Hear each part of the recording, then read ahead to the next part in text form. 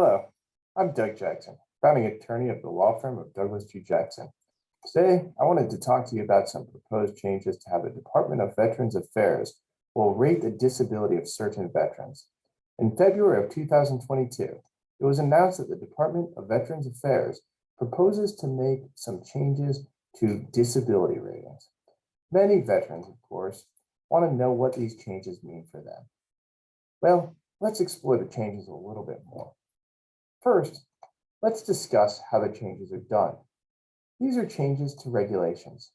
Regulations are written by different administrative agencies, in this case, the Department of Veterans Affairs. Before an administrative agency can add or modify a regulation, they first have to give a notice of a proposed rule change and allow for public comment. Currently, comments are being accepted for the VA's proposed rating schedule change through April 18th of 2022, this year. At some time after, the Department of Veterans Affairs will determine if it wants to implement the proposed rules.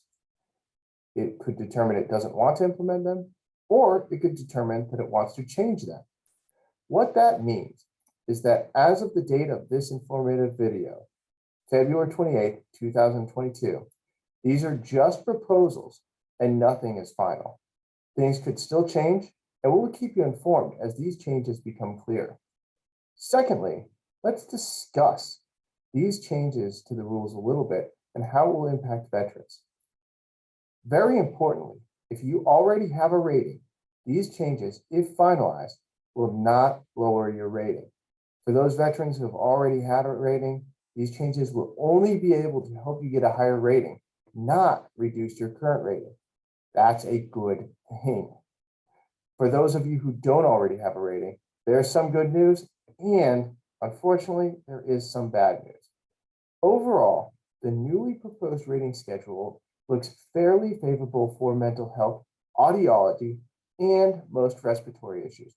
The bad news, there is some bad news, is that it will likely be more difficult to get a 50% rating for sleep apnea. This has been a discussion for some time, so we somewhat expected this to happen eventually. It does not make acceptable ratings for sleep apnea impossible, though. It just makes it more challenging. Again, this is a proposed rule change that should not impact veterans who already have a rating for sleep apnea. As we continue to explore this proposed rule change, we'll continue to keep you, our viewers, updated. As of right now, it's my opinion that for most veterans, these rule changes will be favorable if they do in fact become finalized. Yet we'll have to wait to see what happens once the period for commenting on these proposed rules changes. Once the commenting has closed, rather. We'll keep you updated.